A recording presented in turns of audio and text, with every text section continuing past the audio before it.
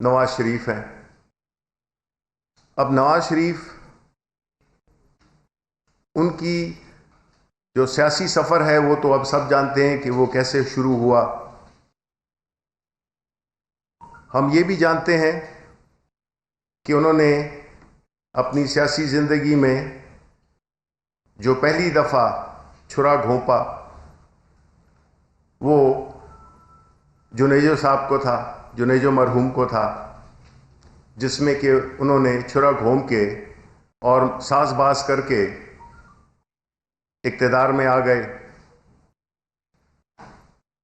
پھر انہوں نے جنرل ضیاء کے مشن کو آگے بڑھانے کی کوشش کی اور اس میں جو ان کا کردار رہا وہ بھی سب کے سامنے ہے. پھر بی بی شہید کے خلاف آئی جی آئی کے پلیٹ فارم سے کیا کیا القابات سے ان کو نوازا گیا. غداریوں کے سرٹیفکیٹ بانٹے اور مخالفین کو انگریزوں کے کتے نہلانے کی بات کی.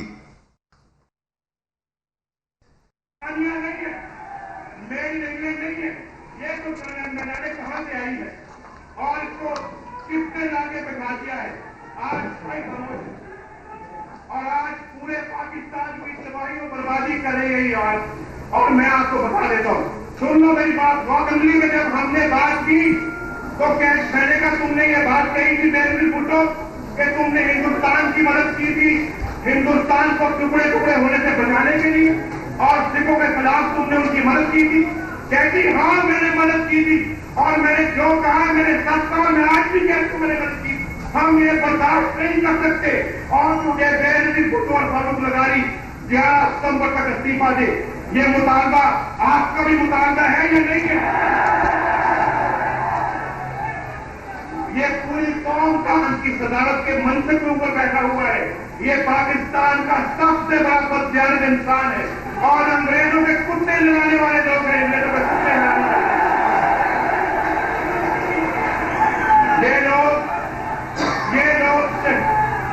یہ لوگ شہید ضیاء الحق کا مقابلہ کریں گے. یہ لوگ، یہ پاکستان کے غدار جن کو وہ شہید کہتی اپنے باپ کو اس نے پاکستان کے 2 ٹکڑے کیے ہوئے، مجھے بطور کسی کھاتے میں نہیں آیا تھا. بلاول بھٹو شاید یہ بھول گئے ہیں کہ موصوف نے ان کی والدہ کے ساتھ جب وہ وزیر اعظم تھی اور یہ وزیر اعلیٰ پنجاب تھے کس قسم کا سلوک روا رکھا، کس طرح سے ان کے بارے میں پارلیمنٹ میں گندی زبان استعمال کی جو کہ میں یہاں پہ کہہ بھی نہیں سکتا. اس کے بعد ان کو جس طریقے سے مقدمات میں پھنسایا، احتساب الرحمان کے ذریعے مختلف شہروں میں مقدمے درج کرائے، اور کس طرح سے جیلوں کے باہر تھڑوں پہ بٹھایا گیا بے نظیر اور ان کے بچوں کو جب وہ اپنے والد کے ساتھ ملاقات کے لیے جاتے تھے. کس نے کٹوائی آصف زرداری کی زبان؟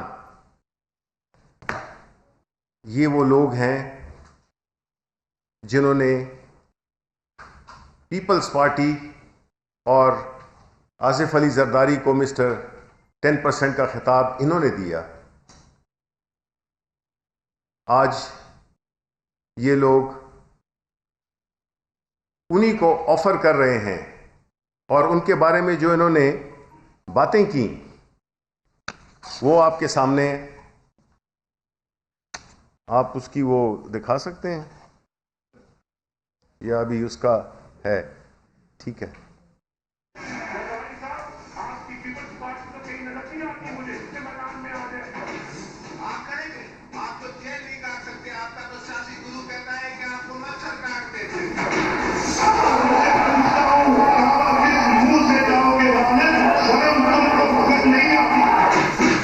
کیا مجھے وہ آنسو ان کے یاد نہیں ہے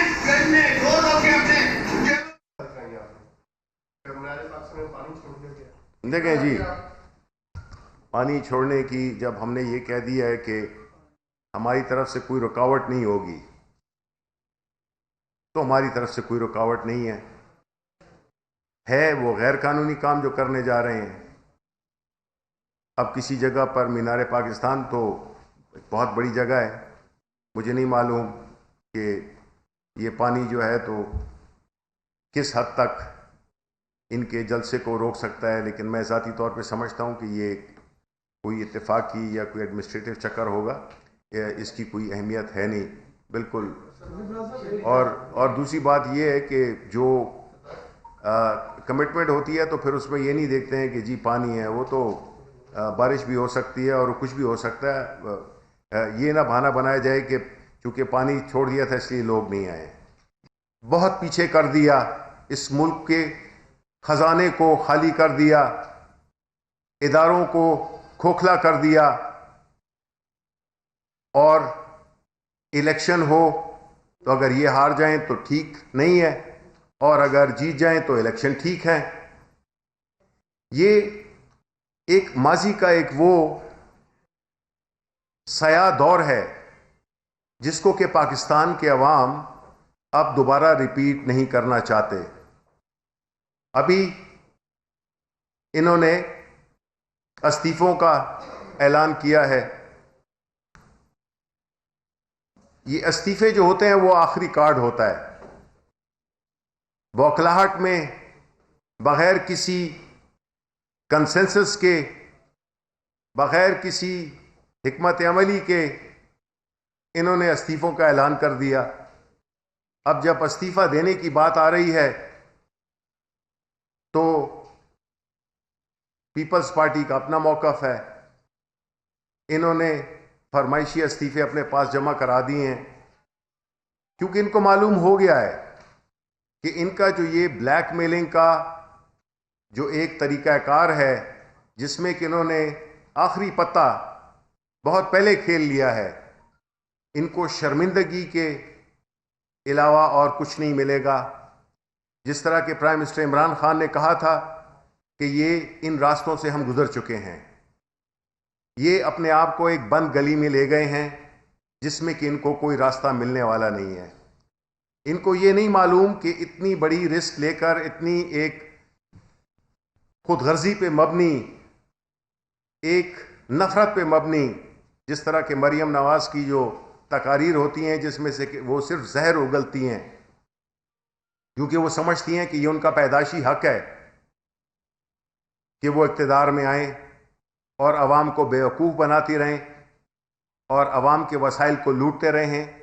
اور یہ دوسری قسط ہے ان نوسربازوں کی جو کہ اس پہلے اس ملک کو لوٹ کے چلے گئے، اور اب یہ دوسری نسل ہے۔ ان کے جو بھی جلسے کر رہے ہیں، اس سے ہی ظاہر ہوتا ہے کہ یہ کتنے خود غرض لوگ ہیں۔ انہوں نے عوام کی صحت کو خطرے میں ڈالا ہے، یہ گلی گلی پھر رہے ہیں اور لوگوں کو اس بات پہ آمادہ کر رہے ہیں کہ ان کے جلسوں میں آئیں۔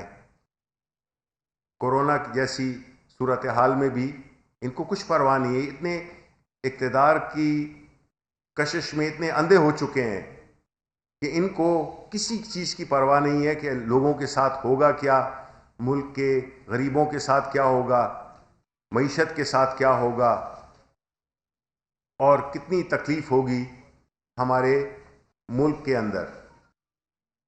ان کی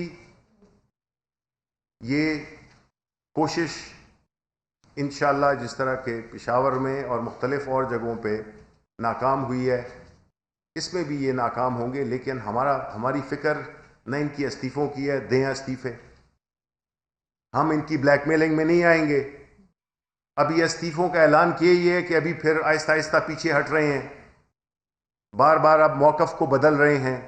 اس سے ظاہر یہی ہوتا ہے کہ ان کی نہ تو کوئی حکمت عملی تھی، نہ ان کے پاس کوئی پروگرام ہے، نہ عوام کے لیے کوئی پروگرام ہے۔ اگر ہوتا تو پچھلے 40 سال سے برسر اقتدار تھے۔